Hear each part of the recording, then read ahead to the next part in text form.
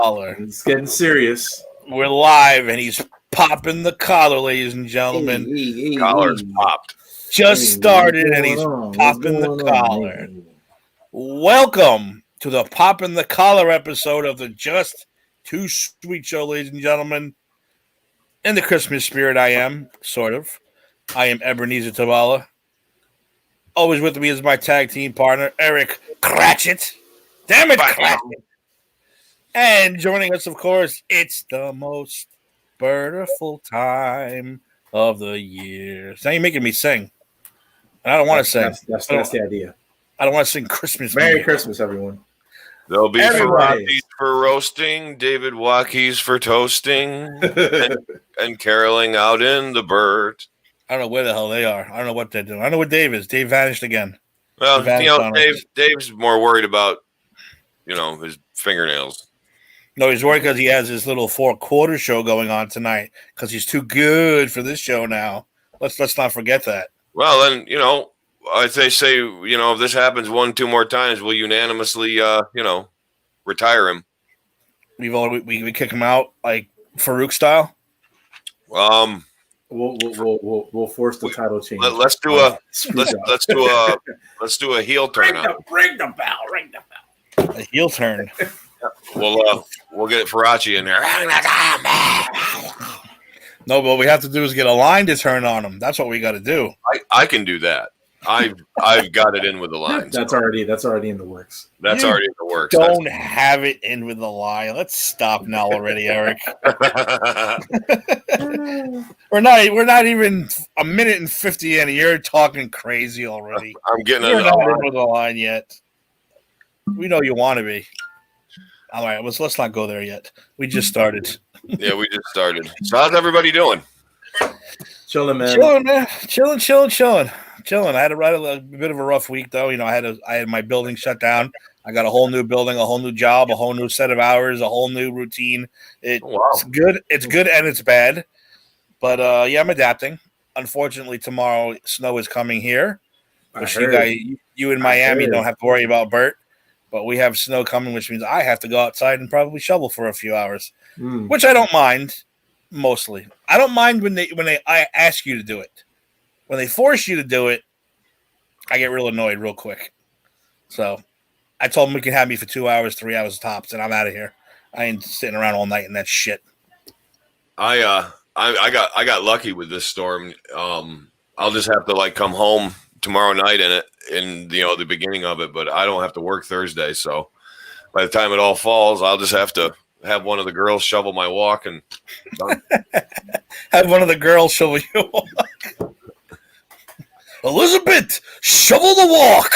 I need you to grab the shovel and go shove some snow. Make sure you put down the salt, because I like to walk on the salt. I like it very soft on the salt, yeah. Make sure you don't get the green stuff. I want real rock salt, Elizabeth. You got it? You dig it? Well, you know what? I mentioned it real quick, though. I'm going to play it. I'm going to play it because it's a major, significant moment in professional wrestling history, which we talked about in the chat today a little bit. And I'm going to play just a piece of it right now. In the WWF, think that you, the audience, are quite frankly tired of having your intelligence insulted. We also think that you're tired of the same old simplistic theory of good guys versus bad guys. Surely the era of the superhero who urge you to say your prayers and take your vitamins is definitely passé. Therefore, we've embarked upon a far more innovative and contemporary creative campaign that is far more invigorating and extemporaneous than ever before. However, Extemporaneous? the live nature of Raw and the War Zone, we encourage some degree of parental discretion as it relates to the younger audience allowed to stay up late. Other WWF programs on USA, such as Saturday Morning Live Wire and Sunday Morning Superstars, where there's a 40% increase in the younger audience, obviously, however, need no such discretion. We are responsible television producers. We work hard to bring you this You should have said that. wacky, wonderful world known as the WWF. Through some 50 years, the World Wrestling Federation has been an entertainment mainstay here in North America and all over the world. One of the reasons for that longevity is as the times have changed, so have we. I'm happy to say that this new, vibrant, creative direction has resulted in a huge increase in television viewership for which we thank USA Network and TSN for allowing us to have the creative freedom. But most especially, we would like to thank you for watching. Raw and the Warzone are definitely the cure for the common show. Damn right it is. That was Vince McMahon declaring the beginning Vince McMahon of the Attitude Era, which happened on this very date 25, 30 years ago. I don't do math. Math ain't my forte. However long ago it was. 1997? Some people say it was, if you ask Vince, they'll say it was the screw job, was the beginning of the Attitude Era, but that was really the beginning. So that was 97 he did that? 97. December 97. Yeah. So Right that after the screw job was November, that happened December. Yeah, that was 23 years ago. I'm wicked smart. You're wicked good at math. Samuel, what's up, brother? Welcome to the What's show. up, Sam? And of course, Raul, what's up, brother? Raul. Thanks for looking in. Raul's a super fan. He watches all our shows. Hell yeah, Raul's awesome. Thank you, Raul. He watches all our shows, which is awesome. It is awesome. So Eric, like I said, you're the traditionalist. You're the old school guy. What did you think at the beginning of the Attitude Era when that started becoming? Because that could be the beginning of the end of what you enjoy more. Not too much, but the beginning, I should say, of the end of the traditional wrestling match, I should say. Yeah. Well, it was interesting because I was an indie wrestler back then, and I had just started. I was only about a year in to being a wrestler myself. So, of course, we were not just wrestlers, we were fans, you know what I mean? And we paid attention to everything. I mean, that was all we talked about. When we went to training, we talked about what happened on Raw or SmackDown, or not SmackDown yet. I wasn't around, but Nitro. And we, it's funny because like we kind of changed as the times changed too. Cause we got to remember something, like we were closer to Philadelphia. So we already knew what ECW was doing. So we were kind of trying to not emulate them, but we were also getting away a little more from the wrestling and doing a little more of the up to date stuff. Like a lot of the guys liked to, as soon as the word extreme came out, like everybody and their brother was extreme. So I went like the other way. I just kind of went like, I just acted natural and like my own self. I didn't, because I knew that extreme stuff was going to like go up and then like go right down. So, which means I had no idea if it would or wouldn't. But every federation back then had an accident. It was just bad. I was involved in this match. What a lot of the indies used to do, and they probably still do, maybe not, maybe they can't get away with it anymore, but we used to have these matches. We would have weapons matches, and we would advertise for the audience to bring the weapons, and we would use them. So I'm talking like wiffle ball bats. Somebody brought a kitchen sink once. Some guy brought like, them old timey like 50s typewriters with the case. He brought that. I got that smashed over my head. Garbage, of course, garbage cans, frisbees. I mean, you just name it. Like I had to fight the Latin Hit Squad once, and I mean those guys are just tough anyway, and they're just mean. And somehow it ended up being 2-on-1. Like Vince got knocked out. He was outside the ring, and I ended up fighting him for probably 15 minutes by myself, and I'm getting my ass handed to me. They had me. Chili was pulling my arms like across like the ring post like this, and John Nuisance took the wiffle ball bat and he just freaking laced me. I mean, dude, I had welts like that. I was bleeding. They kept taking the garbage can lid and wrapping it around my head. I mean, I was beating the shit out of them too, but dude, I got my ass kicked. And we're like close to the audience, so it's like we can't really, because we had to fight, man, because like back then, indie crowds, you were like right up against the ring. Like if you got thrown out, if somebody threw me out over the top rope, I was landing in your lap, Mm-hmm. So we had to make it look good. Like we punched each other, we slapped each other, we kicked each other. I mean, there was no like slapping the knee and kicking with the other foot. There was none of that bullshit. I mean, when you heard a noise, like that was real. So but the Attitude Era, like we the buzz like was there, like the feeling was there, like things were going to change, and like you could just tell, like not just be. It was fun being in the business back then. I say business, the indies, because you could like follow it. You know what I mean? Because Alpha was like a legend. And like, you know, Rikishi was there a lot, and it was really fun. Like guys that were kind of involved in the WWF at the time. So it was fun, and it was interesting to see a lot of the older guys change with that, because some of them were into it, some of them weren't. But I didn't mind the Attitude Era. I thought it was kind of it was interesting. I always hoped that it would kind of go back to. Not go back, but somehow level out and merge into like the Attitude / wrestling. Not what it became. I had no idea it would become what it did today. But no, I thought it was cool. I thought the transition was really cool. Like I said, from being an indie wrestler, it was even cooler because it was a lot of fun. So it was a breath of fresh air too. It was a breath of fresh air. Everybody was Austin crazy. Rock wasn't catching on quite yet. Like he was rising, but everybody was stone cold. Everyone was stone cold nuts. DX. Everybody was part of the friggin' NWO. Like every show we had, there were NWO shirts. I was one of the few that had a DX shirt, but anyway, yeah, that's my recollection of it, man. It was fun. 23 years though, like that's hard for me to swallow. Like 23 years ago. Like Tim, you and I were 22, 21. I was 10. I don't know what you're talking about. Like I was a youngster. You were. I was a little boy. I remember you had a paper route, and exactly.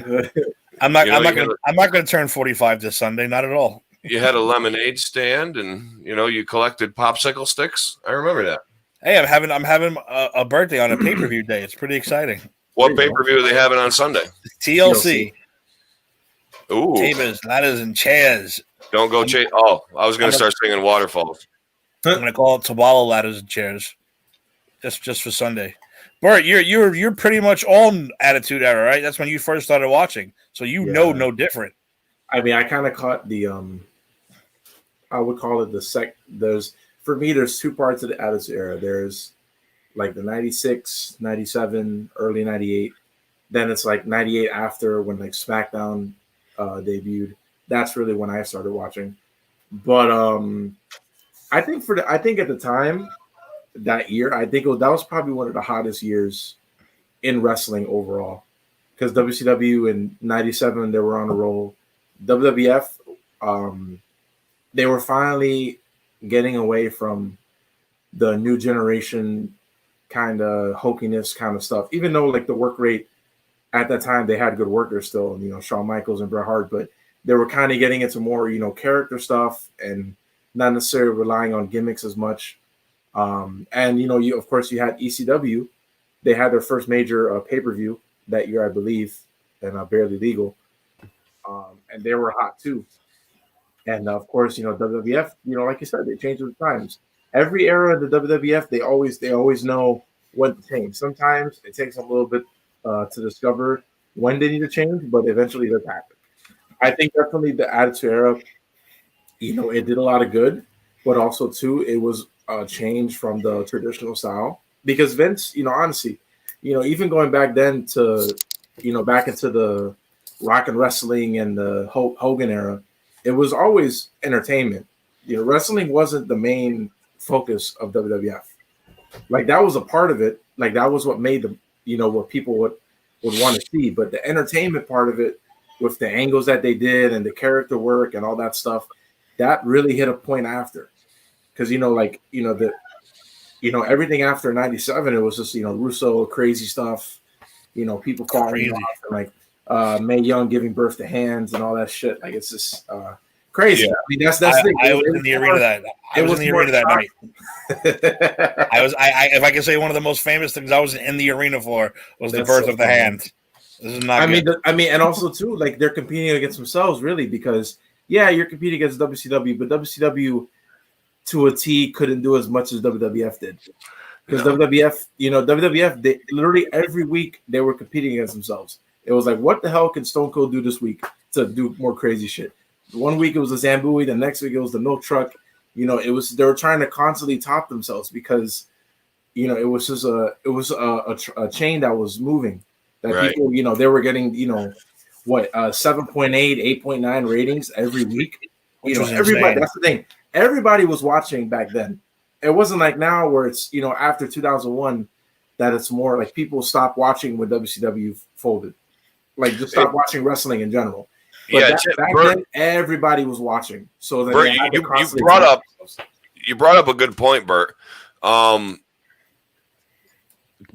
Vince Sr., like the Bob Backlund, Bruno Sammartino era coming into it. Mhm. You brought up a good point because the Hey, boss, the boss has arrived just in time to hear this one because Bert made a good point. Because I think Vince Wow, McMahon. that's a shocker in itself. I know we're all bated breath here. I think Vince McMahon saw the worth in network TV. Like he saw, like, okay, these kids come home, they watch TV Saturday mornings, they watch TV. So Vince goes, okay, they watch cartoons Saturday morning. Boom, 11 o'clock, Superstars of Wrestling. Sunday night, after dinner, wrestling challenge, whatever. But I think he also saw that like if he's to reach a broader audience, he has to have something more relatable. So making those characters larger than life, like you said, it was about the wrestling, but it was also about the entertainment too. Like he wanted to bring some sort of shock value, some kind of like characterization from pop culture. Ooh, look at AZ with the big reference.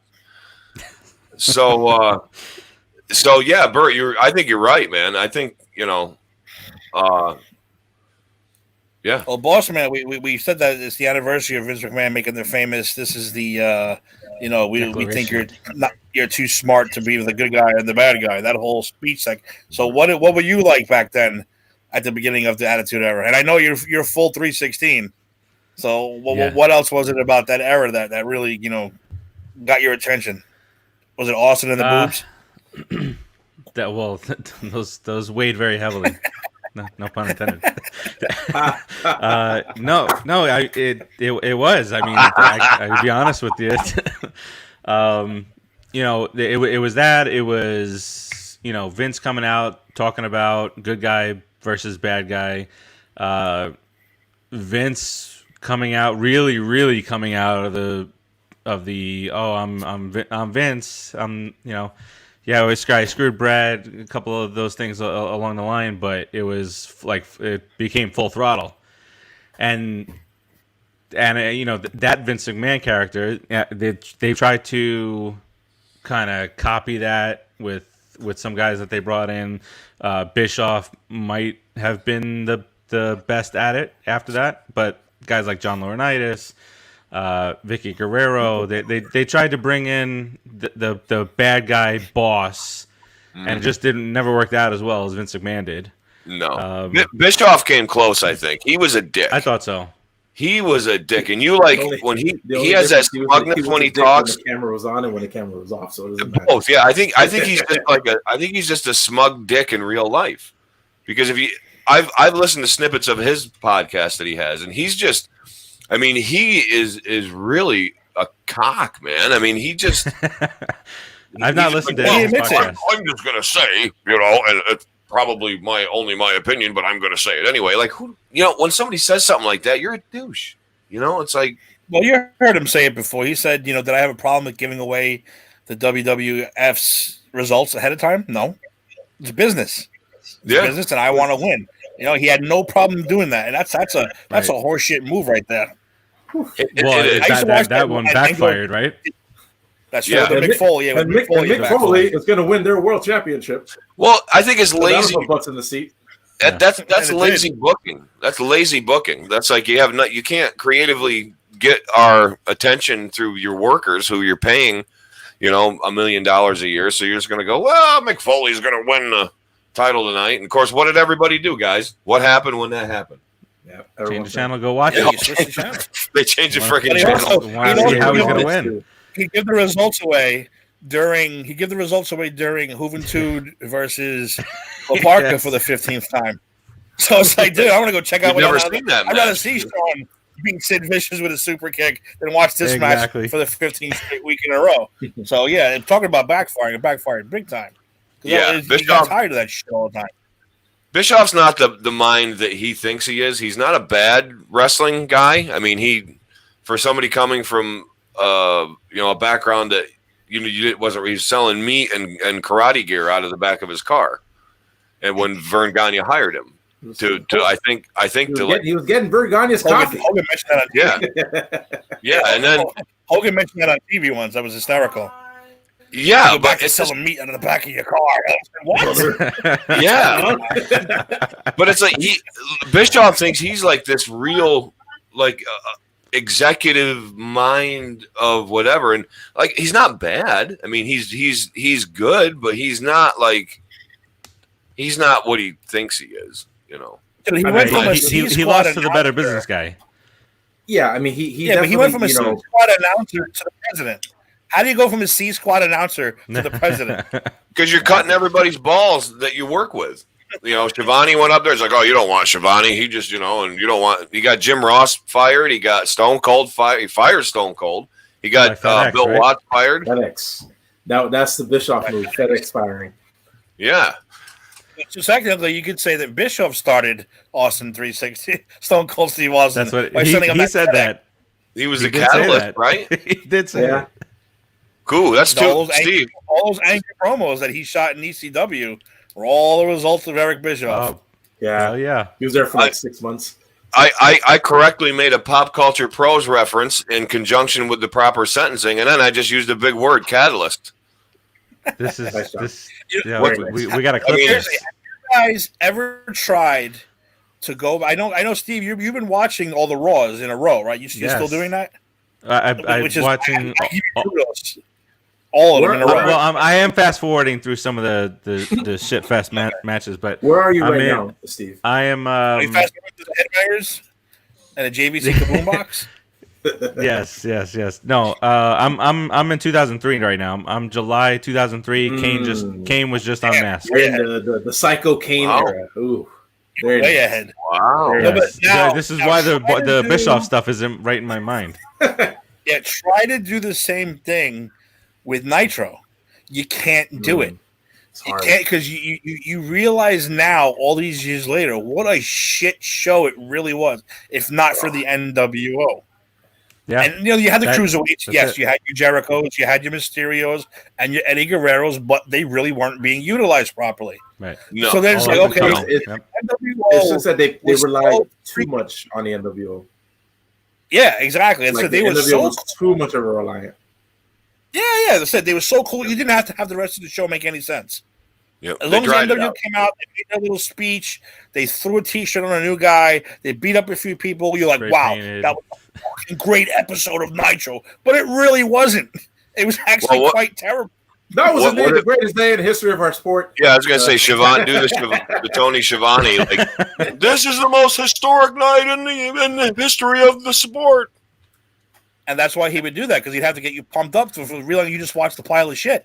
But I mean, No, Tony he- Schiavone couldn't pump up, shit on the side of the road, man. I mean, he's just not the hype guy. He's the play-by-play guy. He's not the color man. He's the play-by-play guy. He can't. I mean, look at what the shit he did with Bobby the Brain Heenan. I mean, he buried him. He's even admitted that, and he feels guilt and shame. He Whose should. birthday is it? Timmy's Sunday. Oh, Well, Sunday. Samuel, thank you very much. Yes, it is Sunday. Thank you very much. All right, Well, and just official so everybody birthday. knows, I already put that Justin, up. what's up, buddy? Show, man. Justin. Welcome to the show. Yeah, Derek, I'm sorry. I don't get. Whoa! What's with the glasses? Whoa. First he's popping collars, now he's putting on glasses. this is It's a gimmick and change. he's talking about other people being a New douche. gimmick. Indubitably, I'm extending my virtues to different pathways in the medium of social psyche analyzation. Fuck this. Are you the new genius? I can't You know, do we're it. missing Dave. Missing Dave. Where's We're Dave? waiting for Steve to come on and have Are we conversation. missing him though? Are we missing him? Isn't he at the gym? I think he's Dave's at the too gym. big for us now, Steve. Dave's too big for us now. He's got his So own he show can't coming he on. can't schedule around his gym visit to do the What- Just Too Sweet show. What's he too? He's too big. Partnering up with somebody who can't hold his liquor and start slurring words after Wow. Yeah, I wasn't after impressed the by first that 4 line. sips of his wine. Oh man. Yeah, I wasn't impressed by that, man. Oh man. Well, they're supposed to come on in what? Half an hour. So I think we're going to go maybe another 40, 50 minutes just to see how. You know, Dave whined and cried, Not wanted show up. wanted to be with the two greatest hosts in pop culture history, and now he's just like, oh, I'm gonna go get on the treadmill. Wow. You know, That's rough. that is. But we were posing the question of, and I said you have to save it for Steve because you know what a huge fan you are. Yeah. And that question was, is Sting an icon? Oh yeah, we needed you for that. We needed Steve for that. I wanted to wait to have that We- conversation. We needed Steve Because we to know a what a very big fan. Sting. We know what Yeah, a we big didn't want fan to bury is. Sting without you. Sting was. I don't know who was more boring, Sting or Lance Storm. Jeez. Oh, Wow. I'm hurt. At least Lance Storm was doing something every week. Yeah, at least he had a what's that? Like the flat top haircut. Yeah, and that's fresh in my mind too. And Stone Cold, Stone Cold came out as the co-GM, chanting "boring" with his pillow and his blanket, and laid down at the top of the stage. Yeah. Lance Storm had that Street Fighter flat top thing going on too. It was pretty Literally. awesome. Yeah, they could have been. No, but you don't think Sting is worth a Hall of Fame? It really depends on when you started. For how opinionated this thing could be. It all depends on when you started watching Sting. I saw Sting in his major WCW days, but I didn't watch WCW until Hogan arrived. Who's that? Flat top Sting. Look at that guy. Look at this. Look at What a beautiful paint job. that's what would you call that? Cubism? I mean, I don't know what. That I you don't know know. what? He's trying to look like a weird version of Wolverine. It's like art. I think you're right. I think you're right.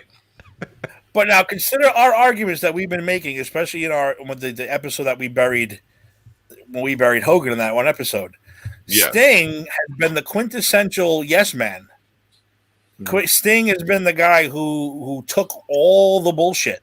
Sting was supposed to be the greatest thing in the world. They're like, no. Flair is going to be the greatest thing in the world. Well, Flair left, so you're now the greatest thing in the world. Oh, but wait, Flair's back. You're out. So you're the second again. Oh, Flair's kind of hurt. Hogan's coming in. You know what? You're back to a mid card. You know, he Yes. took all the shit for years and years, and then he even he spent a year up in the rafters like the Crow. Oh my Looking god! down, he finally wins the world title, Yeah. and then they strip him not too long after that. They got I don't paid know. for that. I just Let me think pose- Everyone got paid back then, Steve. Damn it. Everyone got paid. No, I'm saying he got paid like a fan in the crowd. Yeah. he was a fan. Guaranteed contract, baby. Hey, I you're would have right. stayed too. Well, let me For sure. let me pose the question. In your guys' opinion, do you think that given like those situations that Sting was in, would he have been better off? Say, like, let's just go back a little bit. Like, say, late '93 or early '94 when Nate came back, Hogan's in, would have been fruitful for Vince to sign Sting then and make something of him while he still had a bit in his career. How do you think that would have went over? I think that would have been the time to do it myself. Well, Yeah, I think that would have been better. if he's working, Sting comes in. Who does he have to work with? And during that time, Bret Hart, Shawn Michaels, The Undertaker, and then you stick around, then he could have worked with who else? Kurt Angle and those kind of guys. So yeah, I mean, think of what Sting could have been instead of being up in the rafters for a year and a half. Of course, credit where credit is due, but if you started watching Sting during that time frame, you're like, who is this guy just up in? He's got a baseball bat. He's got to unhook himself. It's dangerous situation. Owen Hart. So, that hadn't happened. The big question too: would he have survived the Attitude Era if he was I signed? think so. I don't think he would have survived. that's another thing. Really, I- what would his gimmick? Well- His gimmick would never survive the Attitude Era. Well, he probably could have adjusted. Undertaker adjusted. He Unless did. he did the Joker, is his early Joker TNA. That was a fun. Thing. That was a fun. I like that thing. I like Joker's thing. That was fun. That's an underrated actually, thing. I'm gonna have to admit that I kind of enjoyed it a little bit myself, just because it was different. Yeah, We got to see Sting have a real character. personality. Yeah. So it was kind of ridiculous. But I said that's what I say. We wanted to know if you think he's a Hall of Famer or not. So you're saying you still don't believe he's a Hall of Famer, even though he was the number one yes man. He took all the buryings. He took all the bullshit. He took all the horrible storylines, and I don't know. I kind of think he deserves, just based on it's his really patience borderline. alone, Yeah. Hall of Famer. Patience Hall of Fame. King. He's the king up there. No, he's the Hall of Fame of loyalty. Yeah, loyal to definitely. one brand. You could Him and argue Taker are that like 1 and 2. had a Hall worthy. Hey, I mean, Bret let's look- Hart tried to be loyal. Bret Hart tried to be loyal. He He had tried. his contract canceled. He tried, but hey, 20-year contract. I'm gonna have to cancel it. Oh, Well, sorry, Vince told him pal. right away. I'm sorry. He knew sorry, Brett pal. would never survive. Brett would never survive would have never survived. But I'm the Attitude Era. real world's heavyweight champion. Don't you guys think a program with Undertaker and Sting mid '95, early '96? You don't think that would have drawn money? I think that would have been if he would have Yeah. came into WWF. That All would of it. definitely been, yeah. I think The I- Rock, Stone Cold. Yeah. Endless, I think that- endless things. I But we think that talking Bleach Blonde or if Crow? if he went back to the bleach blonde crazy paint, I think it would have been great. I I really think it think would have fit at the time. I don't know. They Because just that's got rid of still the in Bleach Blonde guy. New generation. want another I think the Crow Sting, doing stuff would have been the right Sting for him to be in WWE against Taker, and then you got Kane and Kurt Angle. at the right time. But do you Right. think coming in as Surfer Sting would have been cool? I think it would have been cool. So are you saying that at that point they should have brought him in to be the new Hogan of WWF? I think he should have Whereas been. they went wrong with Lex Luger. I think they went wrong with And Lex don't Luger. forget, Eric, The don't Dark forget, Season. he was from Venice Beach, California, when he was Yeah, blonde. Right, still. exactly. You don't want another Yeah. blonde guy from Venice Beach running around I think- WWF. I think when Lex left, I think Sting should have jumped. My opinion. Sam likes Sting. I don't know. Sting had a good run in TNA too. He Sting. did. He did. I didn't pay attention to that, so maybe I'm not a good. I thought the TNA period was less than stellar. I mean, it gave you an alternative, but it was almost like watching Turner Light. I don't know. the Like ring was all jacked WWE. up. How do you even watch that? I didn't like. I still don't like the Six-side ring. I think it's Mexico style, stupid. baby. I think it's Boom. stupid. Terrible. I like it. I just thought I liked it because it was different. Like I didn't like it either until they took it away. And I was like, "What the fuck?" That was the only thing that made you guys different. Keep You know why? the ring out. Hogan came in. Hey, brother, we're taking out these 6 sides, brother. The 4 sides. We're in a 4-sided ring, brother. I don't do 6 sides. I only do 4 sides. Here we go. I mean, Hogan I can't count by that hard. time he was like a cyborg, right? So like he wasn't even going off ropes anyway. Like Yeah. he's got what 3 fake hips? TNA had, Started moving. TNA had a pretty good run with those guys. I think So H's and H's is one of the greatest actions of all time. I think Yeah, that what was happened to fantastic. that? Why did was a that good- die was so a good angle. Why did that die so quick? Like it was there, then all of a sudden, like one day, boom, it's gone. That was fun. I think just because TNA was gone. I think just TNA was because they were That's gone. it. I think that's basically what it was. So 'Cause that was Yeah. that was a good factor. That'll with do the it. run they had. with Sting. Plus, they had like 'Cause- cuts. The one thing with Sting that you have to realize, like late '80s, early '90s, Sting was very over in WCW because WCW's crowd and WWF's crowd at the time were very different. Because the Yeah. WCW crowd, it's Sting had the look. He was young, in shape, blonde hair, woo, doing that. Like everyone loved him. And his matches, I mean, he would just have great matches with good workers. Like Flair, I remember I forget which WCW DVD it was, but they talked about the rise of Sting in the early '90s, and Flair was like, "Yeah, I just went in, just walked him for the match," and Sting knew how to react to what I was doing, and that's how he got over. Was that Starrcade? Was that Starrcade? It was one of those. I know like But around don't that forget, time. too, what did we always talk about? We just went over Halloween Havocs and a bunch of other Bash at the Beaches. Yeah. This guy who should have been your main event guy almost every year, one pay-per-view he's opening it. Next minute he's in that stupid electrocution cage match thing in the middle of that mess. It's like, what are you guys doing? What like, what what about are the you one doing? with the Black Scorpion? How that mess? Remember that stupid shit? That's what I'm saying. I think this is why Steve doesn't get on the Sting bandwagon, because he doesn't he sees all the nasty stuff that they booked him in. For sure. He doesn't get Because a fair share. also too, I think Sting, if he would have been more vocal in his career, if he would have been like, "I'm not going to do this, I'm not going to do that," like to the stupid shit, not to the good stuff, but like the stuff against in 2000 and like '99, he's like, I'm not laying down for Hogan. I'm not, doing that. If he would have stood up for himself a little bit more in a respectful way, I think that could have bettered his career. Because I think just definitely You remember there's what kept him from coming, right? Well, that was a You- little you- more due to what how he saw how WWF was treating Booker T at the time, and he didn't want to go through that. But I think But no, WWF, there's another story behind that, though. If I tell you, you'll remember. He went all born again.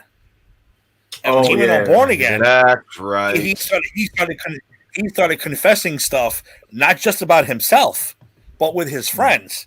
And a lot of those guys were like, dude, I understand you're born again. You got to let some shit out. But don't go telling my wife that I banged a stripper in Macon City, Georgia. Yeah, back in no. 92. hey, brother, What are you doing? Hey, brother. And that It's a caused wild a time, lot of friction. That That's caused the- a lot of friction.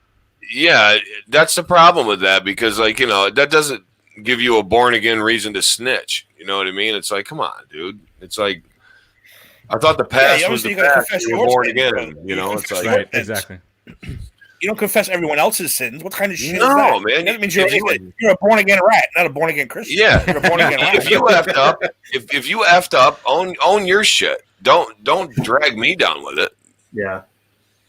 Because again, I That's might hard. be correct. I might be wrong though, but wasn't Luger with someone else, and he's the one who ratted the whole Elizabeth thing out? I might be wrong. Didn't Sting blow the whistle on that relationship? And that's something that Luger even pissed this thing for a while. Like, dude, I get it. You're born again. You're ratting the whole wrestling world out. So it's like, what are you doing? I think that's another big thing why after WCW folded, they didn't really want to bring him in right away because that just happened around that time. No Hall of Fame. No Hall of Fame. He's done. You're out. No, You're out, Sting. He's staining the whole backstage stuff. No, that's out. You're out. And then he started popping up on Christian. Right? You ever see the video of him on the Christian wrestling?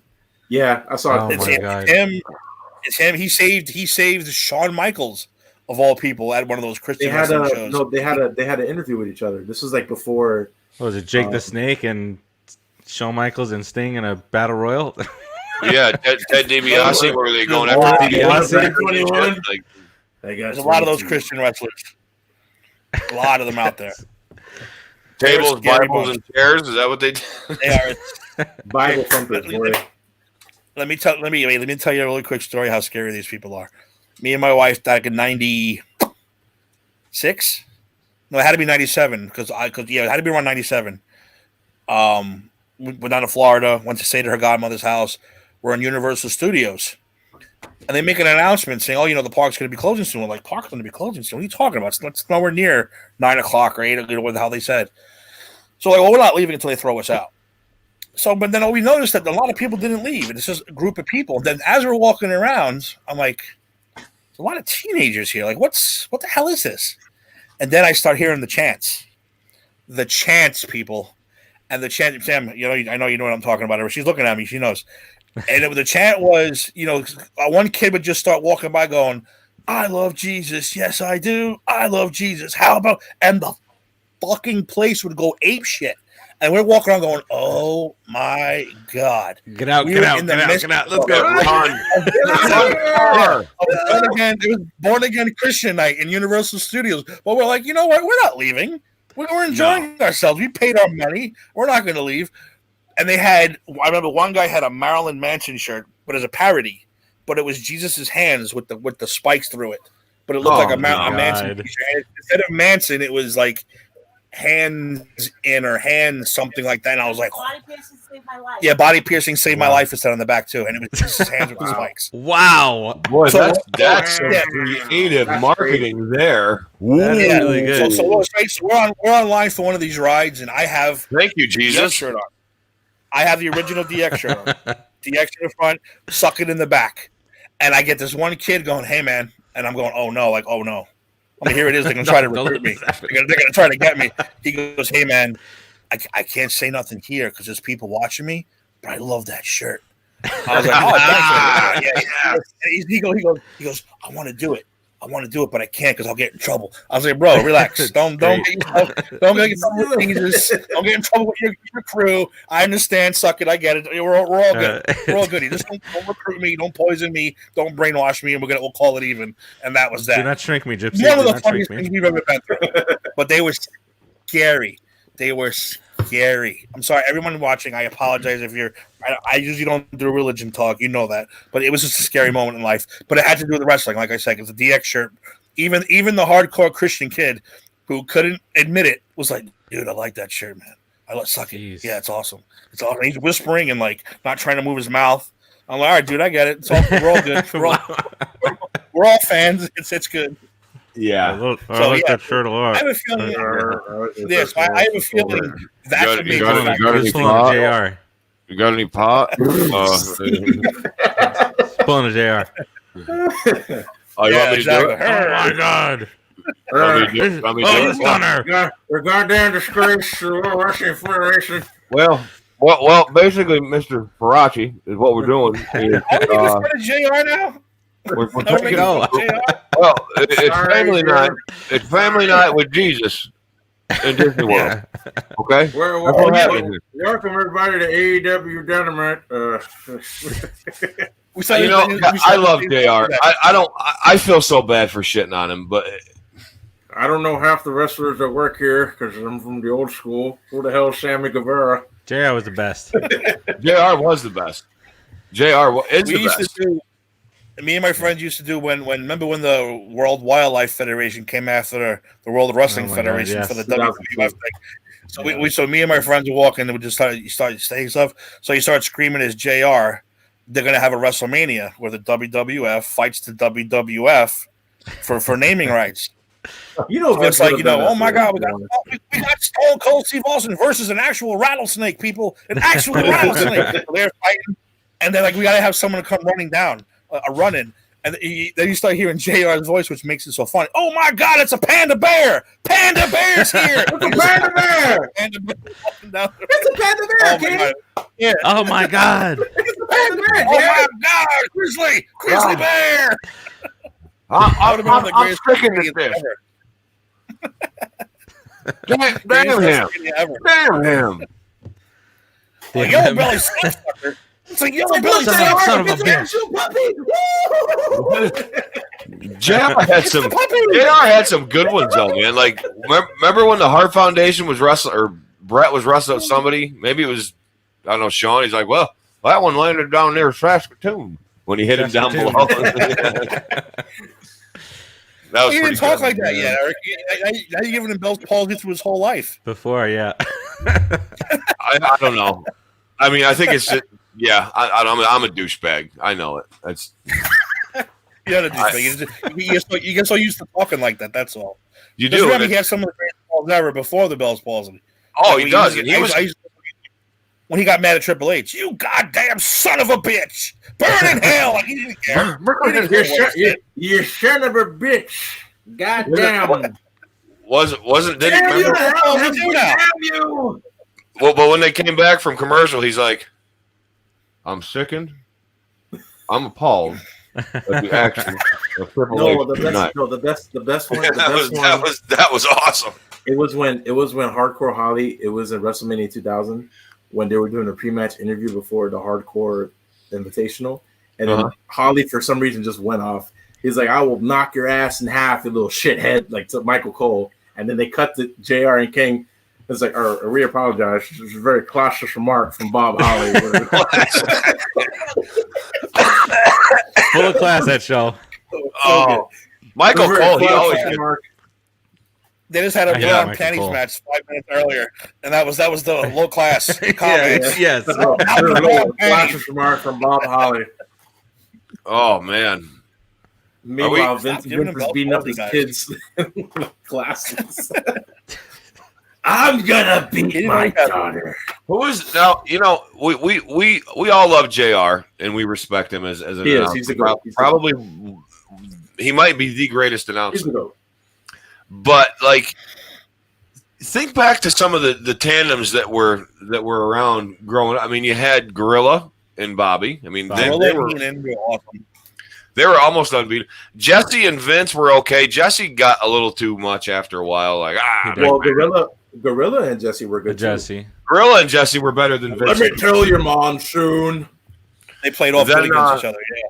They did. But- They did Warrior. They did Mania 6 together. Yeah. Yeah, and then what like remember when Vince had the rotating, like he had Piper, then he had Macho, then he had Piper and Macho, then he had Perfect, then he had the King, and that was fun. Macho was underrated. Now Macho, it's gonna be a good one. All right, yeah. yeah, he was.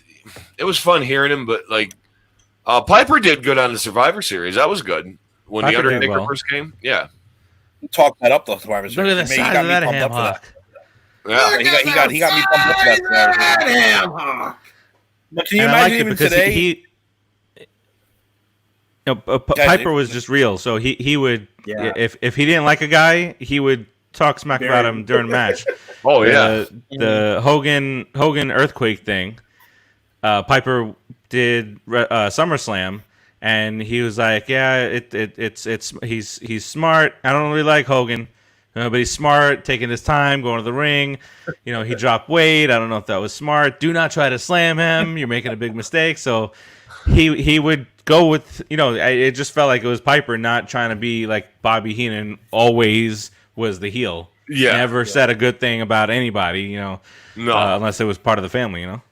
Of course. But Bobby Heenan had some of the greatest one-liners ever. Yes. Oh, And God. even the fact that he would call Tito Santana's finishing move the flying jalapeno alone had me dying. Oh my God. And he would always make a really, like, say he couldn't get away with it today, a really horrible no way. Tijuana joke.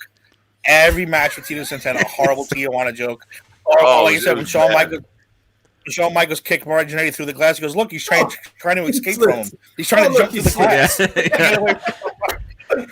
Greatest. After he Absolutely just got done saying, you know, one without the other is no good, and then he kicked him. And he was like, "Oh, I knew he was gonna do that." I knew he would do that. And look at Mario Jannetty. He's jumping through the window to escape. It's like, what are you talking about? He was very good. So good. It was so good. So We should do primetime research on that one, wrestling. Yeah. Yeah. They were the best that- every week. That was classic. Who's the worst? They make Who him was dress- the worst? make him Shivani? dress up as the week. Yeah. He wasn't the worst. I cannot stand Michael Cole. Ron is okay. Shivani's not that bad, but I think if you have to rank them, I mean, Shivani's like Mike Mike Tenay sucks. Tenay Larry sucks. Zbyszko Yeah, it was sucked. awful. Larry Zbyszko Zbyszko. sucked. Not He even wasn't any good. not even like WCW. I know all about the cruiserweights. Mike Tenay. Oh Like, God. the Yeah. psychosis from That guy Mexico was- City, Mexico. Well, that guy. Yeah. I've been a luchador fan for 30 years, and I can tell you safely, I have all the It's like, come on, dude, shut up. He changes his mask every 2 days and 12 hours. Oh, in 40 minutes and 8 seconds, and then Zabisco will be like, tonight on the show, the Four Horsemen. Zabisco was It's like, dude, shut up. I used to love when Zabisco, like the crowd was always pop on Larry, like they would always pop for Larry, and he would go up and like salute the crowd, like in mid, like in doing the show, which is always great. Yeah, I didn't care. I still don't care for Michael Cole. I don't like Michael Cole. I'm not a Michael Cole guy at all. I think he's a turd that fell into the right toilet. I didn't like his heel run. It was when, when he started doing that.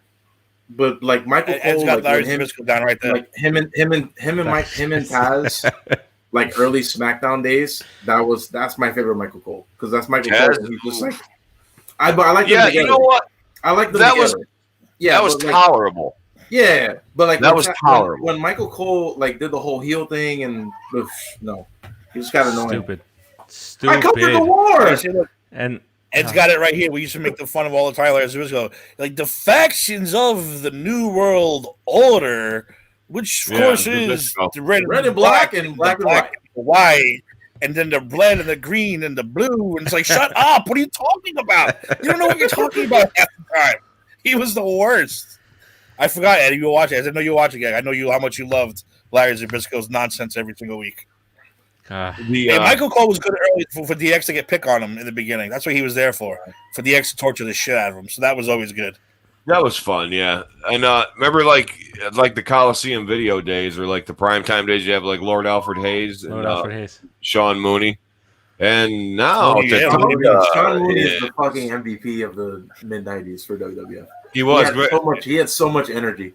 Who was that other guy that was on the radio? He was on 103.5. Todd Pettengill? I was gonna say Todd Pettengill. Todd Pettengill. He was so annoying. He was on what? Did he go to 103.5 afterwards? Yeah, 95.5. Yeah, he was on the radio in New York. Yeah. All of a sudden, he shows up on WWF one day. I'm like, why? He sucks on the radio. Why is he on? We gotta get our New York. We gotta get New York. I thought he was that KTU, that radio station up there that they called the new KTU for like 15 years. It was new. I don't know. He was supposedly like you guys said, a well-known personality, but I don't know. I thought he was dumb. Comedic, well, yeah, comedic, yeah, but when you, it's agonizing watching Sting up there every, and then all the filler matches. But Jericho would come out, wouldn't be much of anything going on. Crowd was. It's like okay for a lot of people that when they watch The Dark Knight, they're like okay. When's the next Joker scene? And for me, to me, maybe that's a good comparison with that WCW at the time, because it was always, when do I get to see the NWO again? Yeah, it's true. Yeah, it's true. Or like, as I told you, watch 8 straight weeks of Nitro, even with the NWO on there. You won't know what the hell you were. You thought Halloween Havoc was bad. You're gonna be like, first of all, you're gonna see La Parker versus whoever. Hooven 2, 8 straight weeks. You're going to see it, and it's going to be the greatest match in the history of our sport every week. Yep. Then the NWO comes out. They have a 30-minute speech. Then they disappear. With just Hogan, next match which is showing how good he is. Yeah. And then the next Kevin match will be probably Eddie Guerrero. Yeah, it'll be Eddie Guerrero versus Rey Mysterio. Then they'll put on a phenomenal match, and then the NWO will come out and beat them up. Then you forgot you just saw a phenomenal match because the NWO came back out to beat them all up. Then they have a speech again. Or the announcers will talk about what just happened with the NWO throughout the whole match instead of focusing on the match. Yeah. Yeah. Ladies and gentlemen, you won't believe what just happened. We're going to replay it, all 20 minutes of it. We're going to replay it for you right now, what just happened with the NWO. Meanwhile, Rey and Guerrero are tearing up the house. Yeah, and they'll be like sending a camera. Get a camera back there. Let's see what's going on back there. And they'll cut away from this great match. Epic shit is about to go down. Yeah. And they're somebody else is getting beat up backstage by Hall and Nash and the 35 other NWO guys. And if you watch like the shoot interviews these guys do, like Hall and Nash, we never refused it. We understood that you have to put people over. It's like, dude, you hogged the spotlight and buried people in WCW for forever, man. It's like you didn't put people over. By the time you started putting people over, it was too late. Jericho was over. He left. The Radicals left, or what were they before that? Just themselves? It's just the revolution. Yeah, Revolution. You know who said Well, it best? and Jericho said it best. Jericho said that Hall and Nash didn't respect WCW. WCW to them is like the first car your dad bought you. Like, you don't care what happens to that piece of shit because you didn't pay for it. And they said that's how they treated WCW. I'm like, I guess you're right. Perfect. And then Nash even came in and said, listen, man, we weren't coming into a well-run, oiled machine. You know, we were coming into the Dungeon of Doom. So we really didn't. We were there for the money. And they fully admitted it. We were there for the money. So it said it didn't have to. He goes, I don't care if it made sense. I got my check every 2 weeks. So, okay, if something's going to be stupid, let it be stupid. Because I'm getting paid. That's kind of shitty, though. That's kind of shitty. It was a desperation move, though, right? But it's both ends. You can't just blame one or the other. You can't just blame Paul and Nash. No. Well, you show them all that money, then yeah. But if you think about it, it was a desperation move by WCW. Just start throwing money at everybody, hoping that it all sticks somehow. And then obviously they came up with the NWO thing, and it was brilliant. But at the beginning when Hall came out, right? Yeah. At the beginning when Hall came out and he's like, you know who I am, but you don't know why I'm here. And then they bring in Nash, and I think shooting from the hip, Nash. This is where the big boys play. Yeah, they play. This is that to me was an indication. I mean, when you look back, that this place is like a circus. So we're coming here to straighten shit out. You know, we know how a good business is run. First that's why I don't blame. What's this, guys? What's this? What is this? What is this? It's the guy who's so good to come on our show. What? Did you guys get an invite to the Four Quarter show? Never. He's we just never commenting.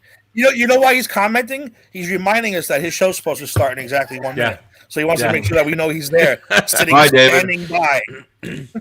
Bye, David. Asshole.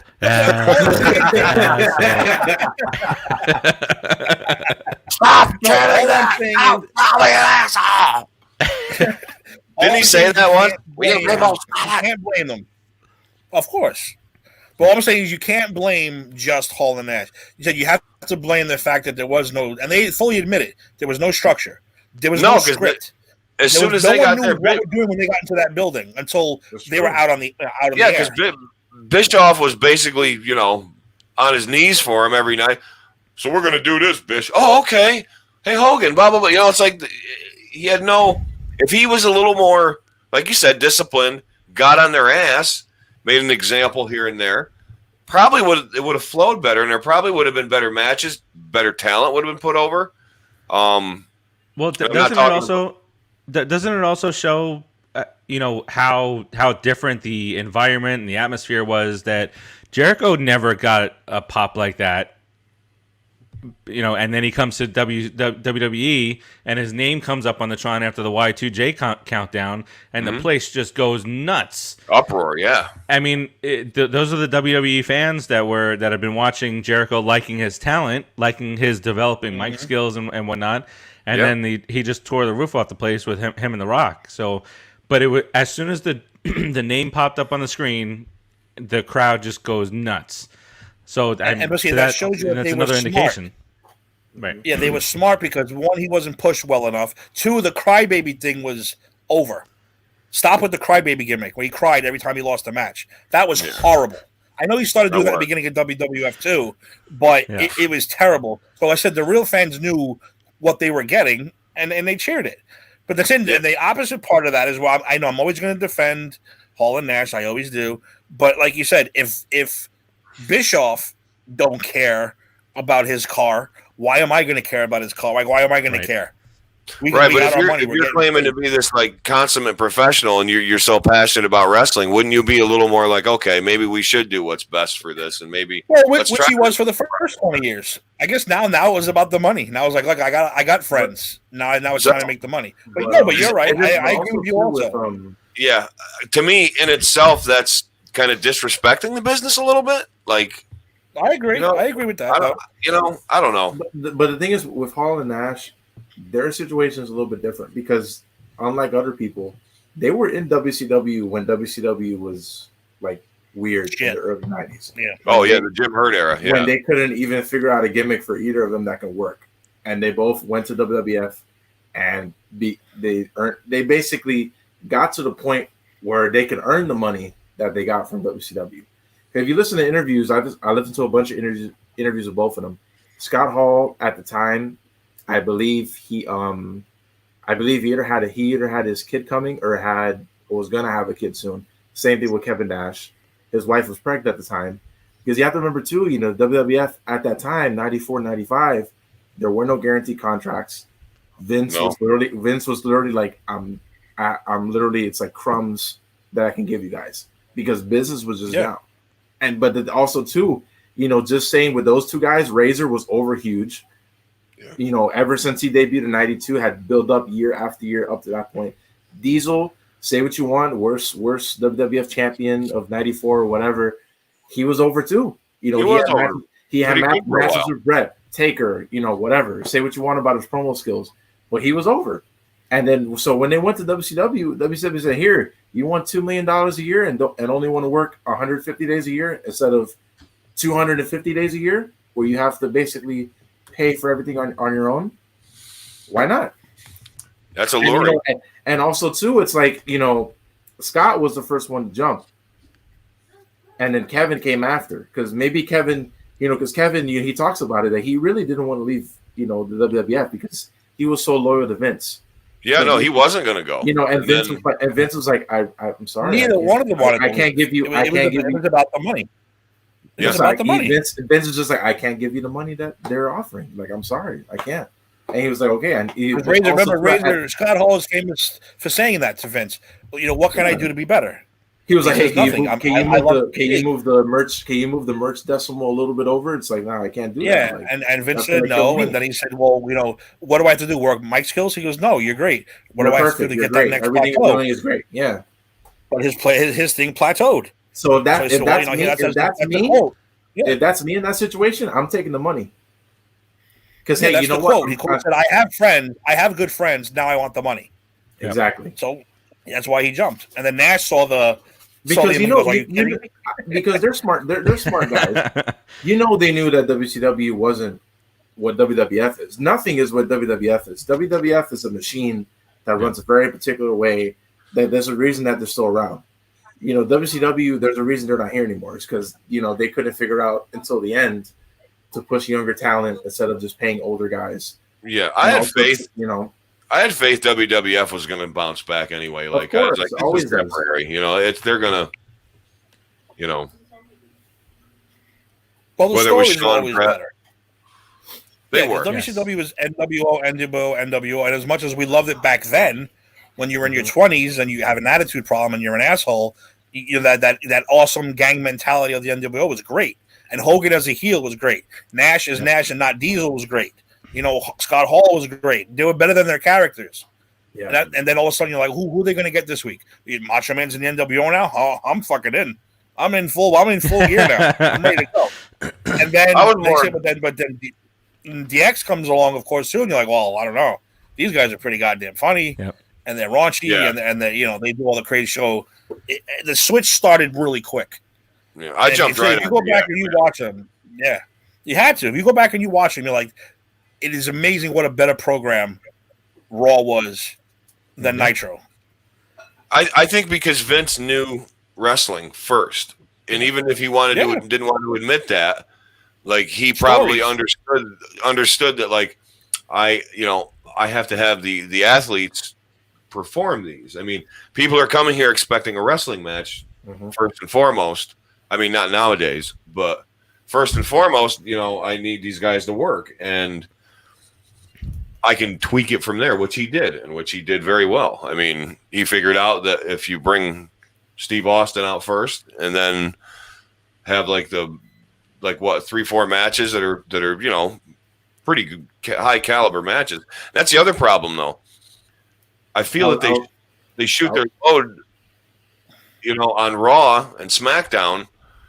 I'm jumping ahead here, but like when a pay-per-view comes, it's like I just saw this the other day. You know, it's like, and then you're going to see it again That's Monday now, you night. mean. Yeah, that's, Yeah. that's now. Yeah. Yeah, that's now. Yeah. Well, I mean, let's talk about it. So, Attitude Era is usually perceived as, as rightfully so, as the best era. But then also, if you look back, the match quality wasn't necessarily amazing. No. Because you're having, it's like what Eric was talking about. That's where they developed that formula where, every Raw would start out 20, 15-minute promo to set up what's going to happen that night. Filler matches with diva matches and then 2-minute squash matches that nothing really happens because they're trying to build up the pay-per-view. But then the way that they build it up is to just have weird and funny and crazy storylines that make you like the shock factor, right? Yeah. Later on, they got better with that. Like they actually focused early, in 99, 2000, 2001, they started to figure out that let's just have good matches in between and then build up to the big stuff.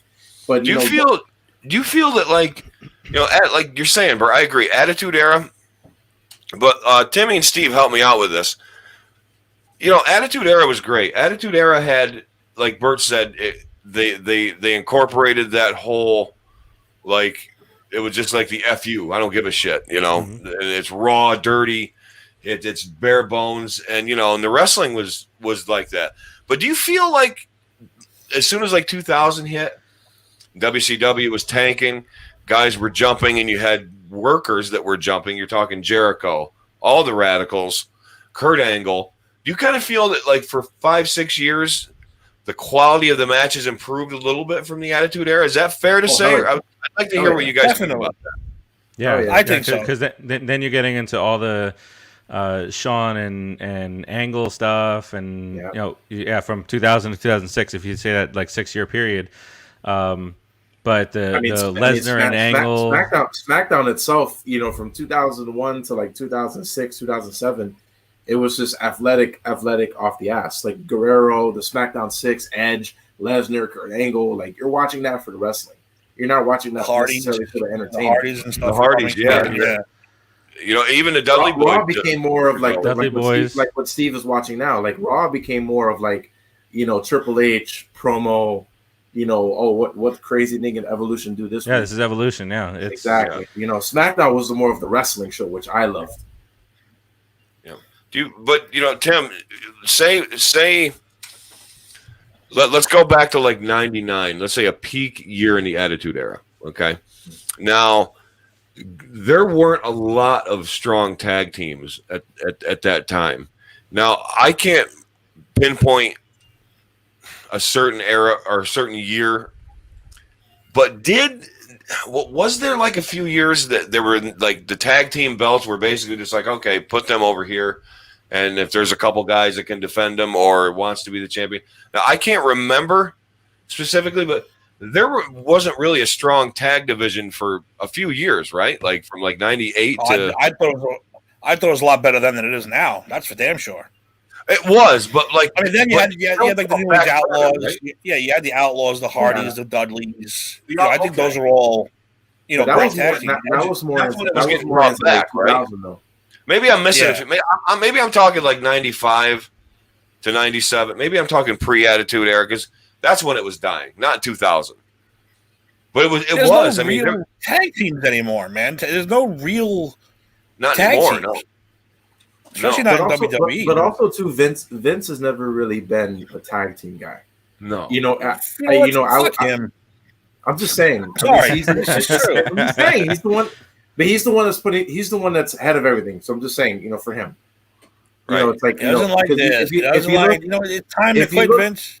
In Time to quit. 2000, if you look in 2000 when you had the Hardy Boys, Edge and Christian, the Dudley Boys, New Age Outlaws, that wasn't necessarily something that was deep rooted that they planned for months. It kind of just happened. Yeah. They kind of just happened that these three teams came out and had this great chemistry together.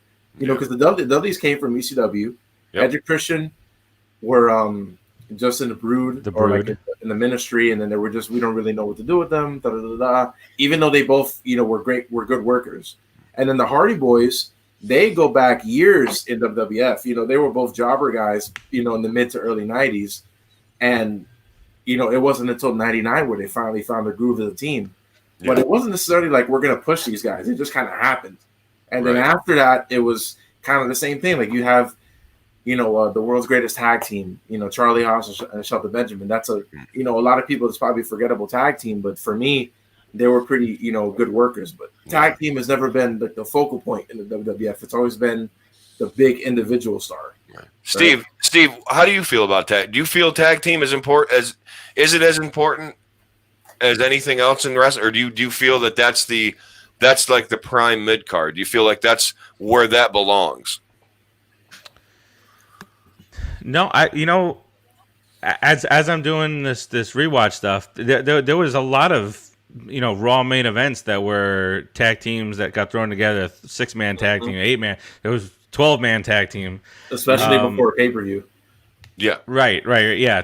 All the good guys on one side, bad guys on the other, and they went back to that. Yeah. No, but they tried things out with the Rock and Sock, and which was great. But I certainly think that the tag team stuff could be as big as singles competition. What was better than Hardy's versus the Dudleys? The WrestleMania, the tables, ladders, and chairs match. Yeah, they were pretty good. What is this? I'm sorry. What do we have here? He wants to do a holiday show. He put it in the chat. It's in the chat somewhere. I think we said that we'd be down. The Sweet Chat? No. The Pop Culture I Pros. didn't see that. Oh, I didn't check Pop Culture Pro. Okay, dude, I'm down for anything. You know that. I don't care. I'll do all that stuff. Oh, is that the one where they were going to have? It was going to be a who's who of pop culture pros on each quarter, and okay. Raul, 95-97 tag team wrestling was dying from 98 to 04. Tag team wrestling was very hot. Okay, so that answers my question and defines the eras that I was trying to talk about. Okay, good. Oh, and Steve, is it funny to watch? Well, maybe ironic funny to watch, like WWE back then, seeing the women's division back then and what it is now. It's like a complete 180, right? Well, I don't know enough about today's. Well, enough. Enough. Like they're actually. Well, they wrestled today. I keep on asking Tim who this girl is over and over again. They wrestled today, and they get like 10 to 15-minute matches, not 2-minute bra and panties matches, and they fight with pillows. Okay. It's getting. I'm kind of past a lot of the bra and panties stuff. Now it's more like Jazz and Trish and Jackie, Lita, Molly, that's Holly, Lita. That kind of. That's where I'm at now, which was great. Which I love. You're past. Oh, Ed is going to give us his man. If Ed ever gets his own show, that's what it's going to be called. It's going to be called Boss's Man. Boss's Man. Ed is truly passionate about Ray Traylor. I mean, that's cool, man. To have he's got a Ed went to wrestling. Ed went to wrestling with that sign, Boss's Man. Boss's Man. Oh yeah. He walked around with that sign. You've got to respect that. Great. You got now. What about like the tag teams? Like we're going to go back like. Let's go 96 pre-Attitude. Like you had like the Body Donnas. They threw Tom Pritchard in with Candido. You had the Headbangers and the Outlaws weren't even around yet. You had what was the LOD had just come back. The Godwins were there. The Godwins, there we go. Godwins were there. So like you had the Hillbillies, the Headbangers, the Body Donnas, and whoever else I just said. That was now. On paper, they could have done good with that, right? But I guess they just didn't execute that whole thing well. I mean, do you remember that? That era was the rough era. That was the early '90s era was rough. That was a rough patch, man. Even I wasn't watching. The only thing I would literally watch during that era was the Click. I want to watch Shawn and Diesel, and I want to watch Razor Ramon. I wasn't even into X-Pac or anything. I didn't know he was part of the Click yet. I didn't know there was a Click. I just knew I liked. Yeah, I just knew I liked Shawn Michaels as a heel, and I liked Big Daddy Cool Diesel. That's all I knew. And then Razor was cool because Razor was Razor. Everyone else in that show was like, "This is terrible." And you know what I realized, by the way? You know what I just realized? And I'm going to apologize right now to all my upstate friends and whoever else out there who's a redneck. I fucking hate hillbilly wrestlers. I really look. Listen, seriously, the Godwins, I can't stand them. Hillbilly Jim, Uncle Elmer, Cousin Junior, all of them. I want to punch every one of them in their faces. What about I the don't know what it Bushwhackers? is. Bushwhackers were cool. Are they hillbilly? They're not I feel hillbilly. They're like They're just from over They're hillbilly-ish. kind of like sheep herder, New Zealand. They're, herder. what's the Really bad. word? What's the word? Not indigenous? No, not indigenous. Is that the Indigenous. word No, they're I'm not looking for? indigenous. They're from where Scott is. Yeah, They're they're not from hillbilly. No, they're New Zealand. New Zealand. They Not- feel not Australia, New hillbilly-ish to me. Native New Zealanders. Yeah. But even They're probably New you Zealand, get to the big redneck cowboy guys. You want to be a big redneck cowboy? That's cool, but don't come to the ring with a cowbell and a rope and spitting tobacco. I don't know what it is about those guys. I can't stand them. You know, that was the Yes, I hate the smoking guns. that was I the don't know what it epitome is. of. Now wait a minute. Now that was the epitome of Southern wrestling, like you were talking about wrestling earlier. Wrestling. Now you had the guys like Stan Hansen, Dusty Rhodes, Dick Murdoch. I mean, those guys were so over in the South. I mean, you know, they had to get like the Well, you just said Dick Murdoch. Legit tough guys, just tough guy. Oh no, You no! know? I will never say they weren't tough guys. But look who you just mentioned: Dusty Rhodes, fat guy; Dick Murdoch, fat guy. that guy. You got the Stan Hansen chewing tobacco, cowbell. the Rock and Roll Express and the Midnight Express. 4 of the ugliest men walking the planet Earth right now. How What great was going on Ricky in the Martin's mullet though? Wasn't that like the Ugly. coolest? He had like the Yeah, goofy the ball top on is top, and like he had like the scraggly, top tier. he had like the crypt keeper But no, going see, on thanks at to the back. this show is unlocking a lot of things why I didn't watch anything other than WWF as a kid. It's because You're a city guy though, dude. You're a New that's York not City just guy. that. I hated the freaking country guys. I was like, how can these two men be like sex symbols when they're the ugliest people walking around? The Rock and Roll Express, the Midnight Express, all these guys. I was like, what is with these guys? Yeah, Tim, I never got it. Tim, you missed a whole culture. I mean, you would not even believe how over the Rock and Roll Express were down south. You wouldn't even believe it. I'm not denying the talent. I'm not talking about the talent. And the money they they're all drew talented. was friggin' ridiculous. Well, that's because, again, I apologize to anybody who from that area, but they thought it was, they believed in kayfabe probably up until last year. These people. No, I think it's still a thing down there. They still believe it. Still real, damn it. I mean, there were heels that couldn't get out of that state fast enough without like getting threatened or getting killed. Or remember how they talked about when they broke Dusty Rhodes' leg? Ric Flair was scared to leave the cage. They were in the cage, and he said we were afraid to leave because we thought we were going to die. Yeah, I mean, freaking Dusty's leg was actually broken.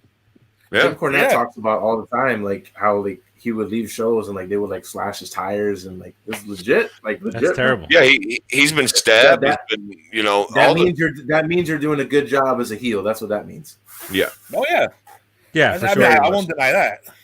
Yeah, but no, Tim, the whole culture of Southern wrestling. I mean, it was so big down there, and so I mean, they did more spot shows, and they had local TV, not like national TV. Mm-hmm. Even though the WWF wasn't super widespread, it was still kind of multi-regional, I'll say, instead of national.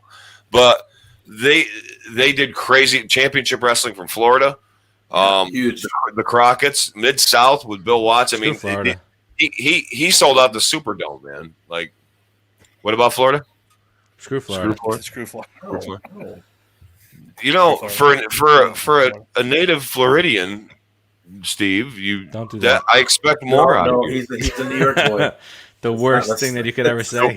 The worst thing you could ever say is I'm a native Floridian.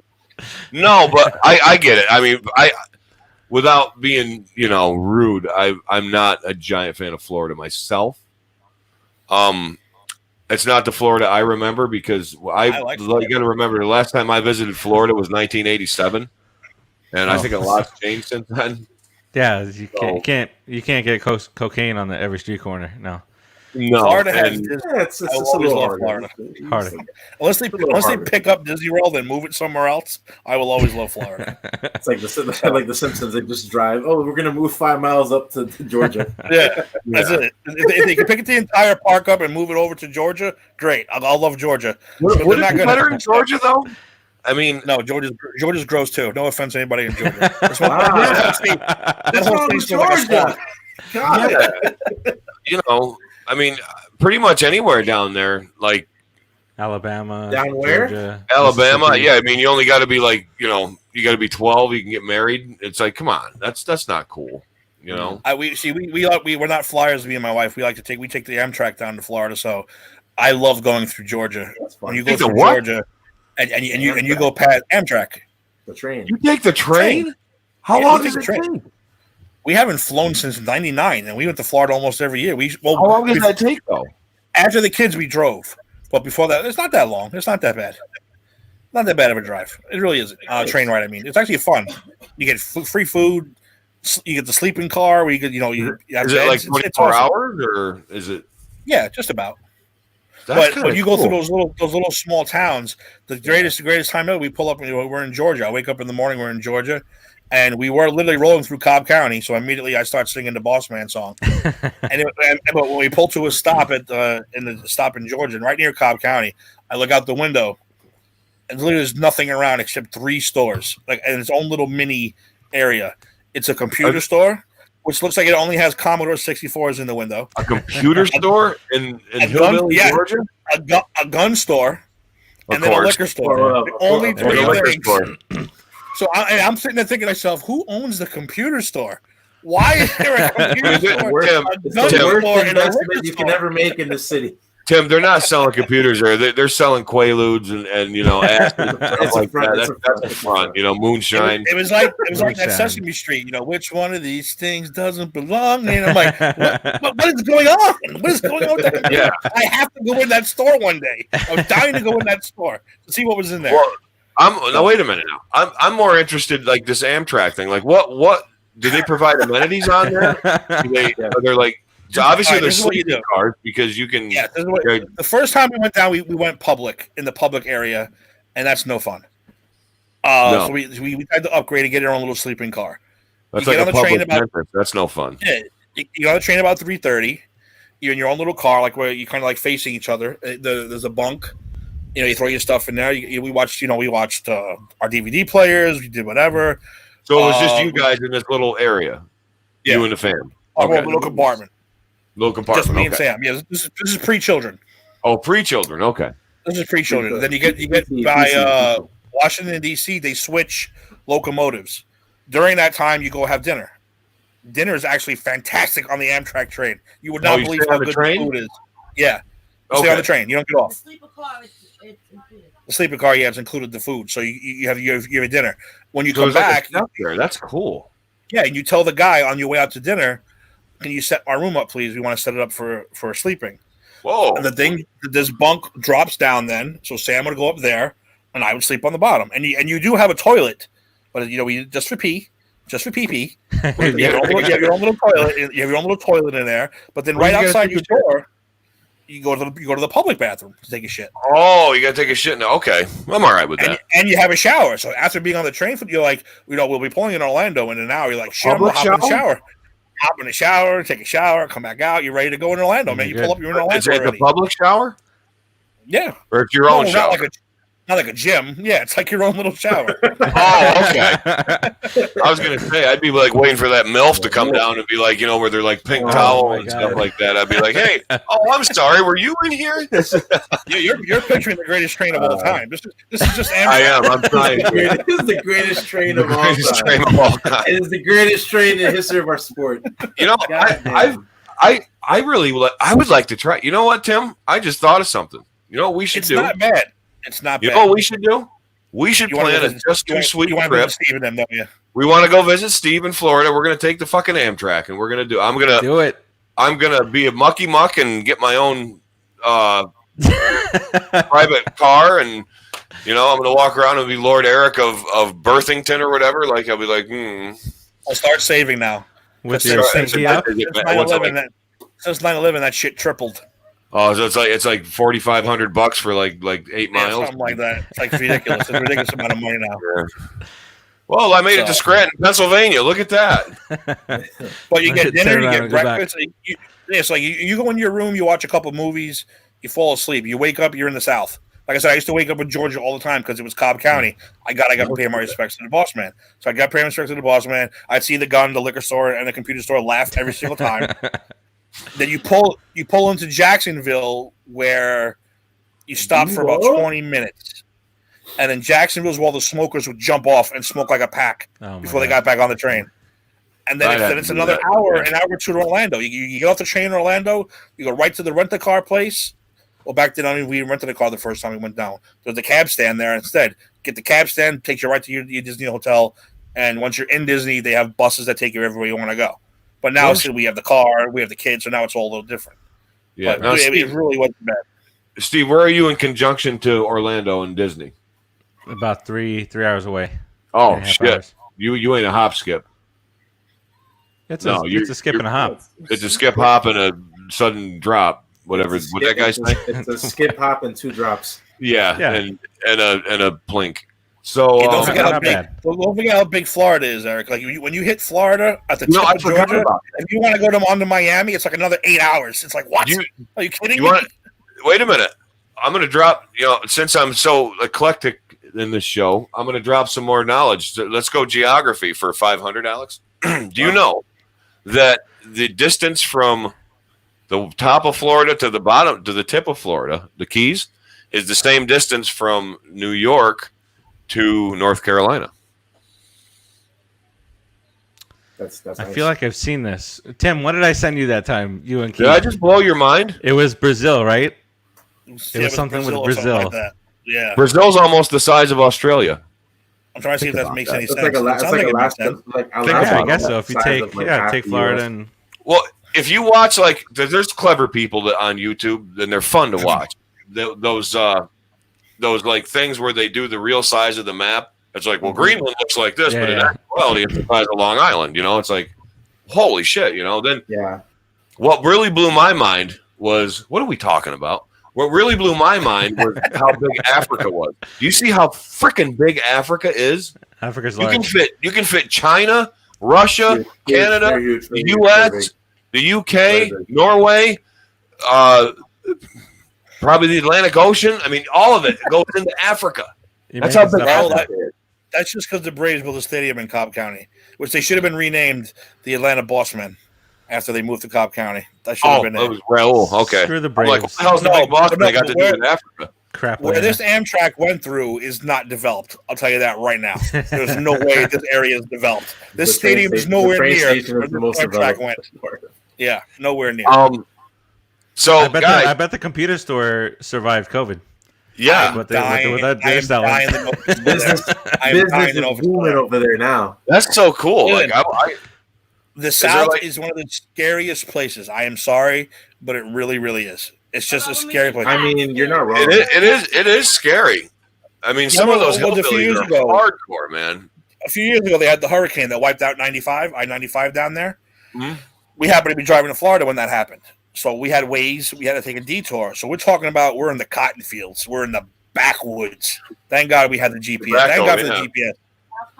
Was it South Carolina, Sam? I don't remember. Anyway, we pull into this little tiny, old school 1940s, definitely Ku Klux Klan member owns it, place, because Jax had to take a piss. They said no. They actually told them we can't let the little kid pee. Wow. Like, no, what was it? Because you going to buy something or they were closed? What was their excuse? Just no. Just no. They probably didn't like us. They probably saw New York on the plate and said no. So what did we do? Yeah. We pulled 30 feet down the road and he pissed right in the street. I would have done. I would have pissed right there. I would have let him piss outside the door, but I'm afraid of those people. Yeah. I don't like stopping in any of those towns. None of them. I haven't been down to the South in 20 years, man. So I'm missing out on this whole experience now. Like when I was down there, it was dingy, but well, hey, shouldn't you guys be getting ready? Shouldn't you guys be like salting, getting ready, getting prepared tomorrow? They were talking about that earlier. Yeah, Steve missed my good saying on that. I said to Tim, I said, I'm lucky. My day off this week's Thursday, so the storm tomorrow up here starts at like around 5-ish in the afternoon. I'll be driving home, so I'll catch some slick road. That's about it. But I said to these guys, I said, well, I'm not going to have to shovel or anything at work. I'm not going to have to go to work. I can sit here and then I can just get up and one of the girls will shovel out front and I won't have to do anything. One of the girls. One of the girls. What do you guys are expecting? What, 12 or 18 inches? 6 to 12 as of right now. He's in 6 to 12. I'm in 8 to 12 or 8 to 14. So, and then down below me, like as you get down into Pennsylvania, they're like in the 12 to 18 or 18 to 36. I don't know. care either way. Whatever. Yeah, I think they said it's going as to soon be as you like get below. the biggest amount of snow. I'm like, jealous. over there. Yeah, Steve, I'll make a video The for thing you. about I have Yes. two things about my job now. My building has a scaffolding, which means there's not going to be much to shovel. And then the parts that we do have to shovel is not that long. And then they don't want to pay us the overtime. So I'm only going to have to stay probably till like 8, 9 o'clock tomorrow night. And then I'm leaving. So I'll get like 2-3 hours over. And the next day, though, it's going to be a bitch probably getting to work. And if I get to work, I do. If I don't care. You don't? I just don't care. I don't care. I really don't. Home Alone 4. Eric, can you make it? You got to do like can you do like a on TikTok? Yeah, Mariah Carey, All I Want for Christmas, while you're doing a snow angel. I'm doing it. It's How done. do we- It's Who's done. gonna hold the phone for you? Oh, don't worry. I have plenty of people. One of the ladies, one of the girls. One of the girls. One of the girls. Elizabeth, I'm going to do a snow angel on the phone. Here's what you're gonna do. You take I need you to hold the phone for me. right here. Yeah, I'm doing. Oh, he's going to come out. He's going to come out flare style. Woman, hold the phone. Let me walk out. You're gonna take the phone. My Ric Flair's bad. I'm not even gonna try to do it. But yeah, no, I'll do that definitely. Like I said, I live with 3 girls, so like one of them will be outside shoveling. And, I'll say, Woo! Honey, You want- you're going to want take to take a this phone because it costs more than your house. And you're going to That's right. record me doing a snow angel in the snow. Woo! To Mariah Carey, baby. Woo! To Mariah Mariah Carey. Carey. I spend more Because money on snow Mariah shovels. Carey has been to Space Mountain on more than one occasion. Oldest better. ride, longest line. Woo! After you do that, I want you to start taking all your clothes off and saying, $20 hat and drop an elbow on it. There it is. I'll do it. $50 So I gotta $50 do the shirt. TikTok to Mariah Carey. And then I Listen gotta to do me. Hold Sorry. on, Ed Camus. You call me a Floridian one more time, we're gonna have problems. Only You call me a Floridian one- I want to see the snow. I've never seen snow. I want to see the snow. Go. Bert, you've never experienced a real snowfall? Never. Wow, man. For real? I've been down. It's incredible, Like, down here my as- whole life, so. As a kid, I used to run out. There was a street light right outside my house. I used to run out because the snow was supposed to start around 9 o'clock. So at 9 o'clock, I was there looking to see if any snow was falling because I would always want to get out of school, but they would never close the damn schools. It doesn't matter how much snow until the blizzard in '96. They finally closed the schools, and by then, I'm 15. I made you make a shit ton of money as a teenager in Brooklyn. Shoveling snow for your normal customers, and you just make a ton of money throughout the winter.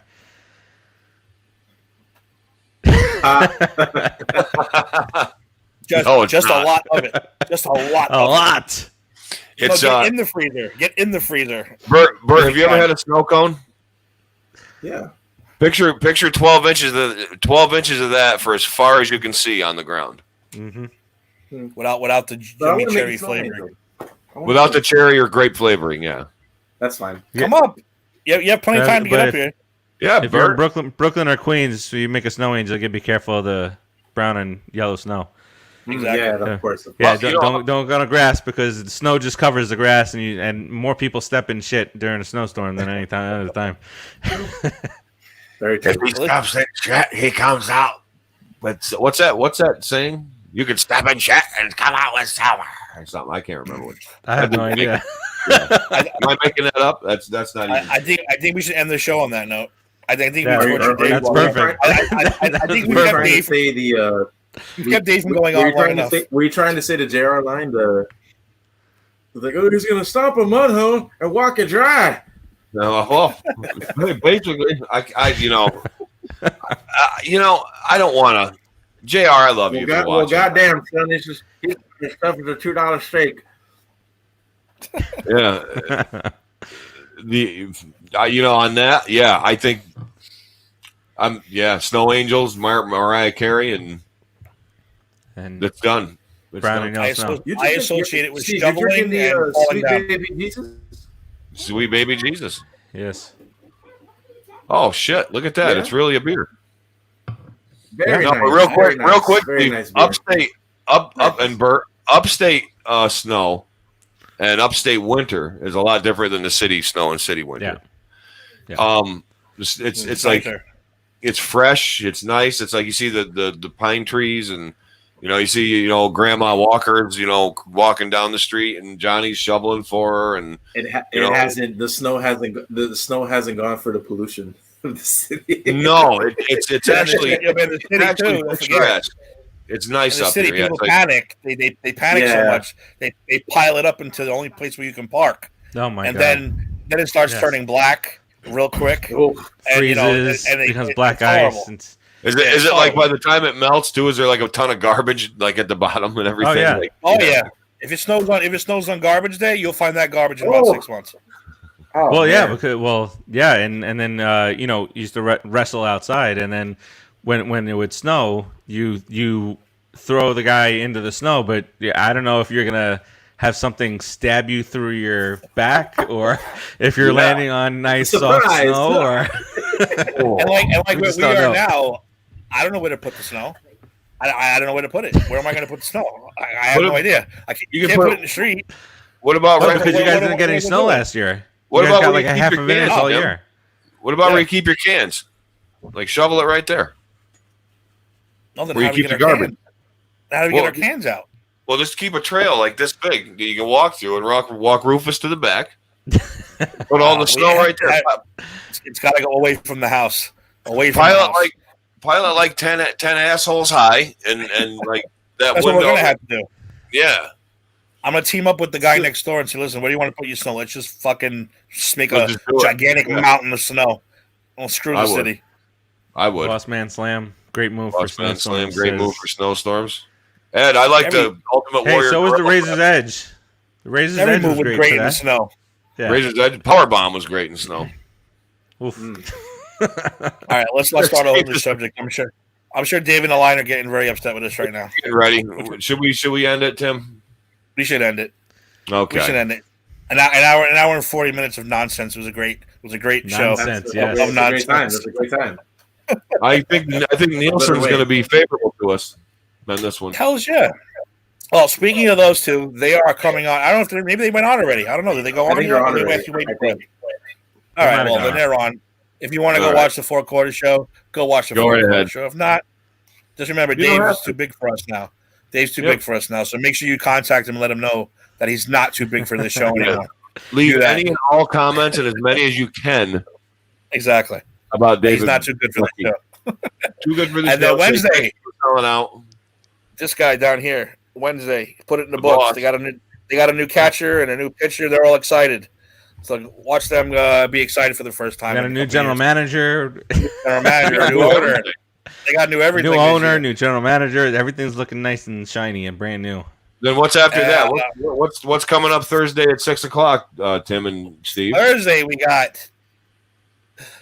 Unfortunately, not in What's first that place. hat there? They're not in first place anymore. We stomped you out, show, but we'll be back in first place in no time. We're going to take that division. I'm calling it now. That is the New York Giants show with me, You And that guys guy gotta win again. the division this year. that guy over there. Hmm. Followed closely after that show is the A to Z program with my friend Boom. Eric Cratchit over here. This guy. We're having a good And show then I this week. believe Gator, that's right. And he having his friend Eric on, Mr. Bergman, I should call him. Mr. Berg. Big. I like big. I like big. Interesting guy. You guys are going to want to watch it. We're gonna have a good I'll time. be watching. And We I have good heard fans. from Kyle. Kyle actually came into the show yet last night, and he said that he Yeah, will look be at him and Jada are going to be doing Last Christmas with G as a special guest on the Jada and Kyle Yes. show Friday. So that should be interesting. I haven't seen Last Christmas yet. I'm not going to watch when we just. I think the chicken's hot. That's If you- Speaking of, that's Kyle's greatest movie in the history of the Christmas Yeah. movie sports. Steve, speaking Just of because we special like guests, this chick. we have to get Nardo on my show. Remember, we said that We need to have her. Yes, we do. Shout out to Yeah, Nardo. we got to She's- get Nardo on. I think for Nardo, you shoot for at the beginning of 2021. I think she's heading out on a road trip. Soon. We'll Next book week her or in so. advance. I'll have my people call her people, Yeah, absolutely. Yeah, that's how Yeah. that's how it'll Which- work. which means- Steve. which means I'll have you ask her. Hey, Steve, do me a favor. Check Yeah, her no, bill. I mean, Steve's doing all the work. Yeah. Boss, speaking of which, are we going to do shows next week, Christmas week, or is that going to be our Christmas spectacular bonanza week? What do you want to do? Yeah, no, I think we could do. We're safe to do shows up through Wednesday. I think we should stay away from Thursday and Friday. But yeah, and let's plan on doing a Christmas or holiday movie show. Well, that's what I mean. maybe How about instead of, I don't mind bumping Just Too Sweet for a week. How about we do one of those Christmas shows in our time slot yeah, instead perfect. of doing this show? So if you want to do that, we're down for that. That's same Yeah, crew. Hey, listen, the Christmas Different song name. show did very, very well. Very well. Good. Almost 2,000 views on that one. Nice. Wow, nice. That's good. Now I'm going to come back with the movies and the TV I'm shows. down with that. I'm down Yeah. with that. Let's let it. That's Yeah, awesome. set it up. Cool. So you let me know what you want to do. Movies, TVs, Yeah. programs. I don't care. We could even do a quick wrestling top Christmas. Claymation, whatever. Santa gets done. Whatever you want to talk about. It's great. Or rock bottom. Santa's gotten every move known to mankind done with him. So, all right. Any parting words before we go, gentlemen? Mrs. Ant, you got anything last to say? Oh, excellent show, fellas. Thanks for all the camaraderie and the fellowship. It was wonderful. You're welcome for me and my vast knowledge of the human language. Pass to the next guy. I don't know. Bert, what do you say, Bert? What do you got to say before we go? Just be safe out there. Happy holidays. Be careful. Be vigilant. And let's bring in the new year. Nice. Boss man. It's gonna Not feel the like the boss same. man. Boss man. So everybody is going to Yeah. Yeah, who's the boss? Steve's not the boss, man. Boss. That Floridian. Boss. That Steve is always Floridian. the boss. That Floridian. Ed, He's the boss. He's the boss. He's the He's a boss. boss.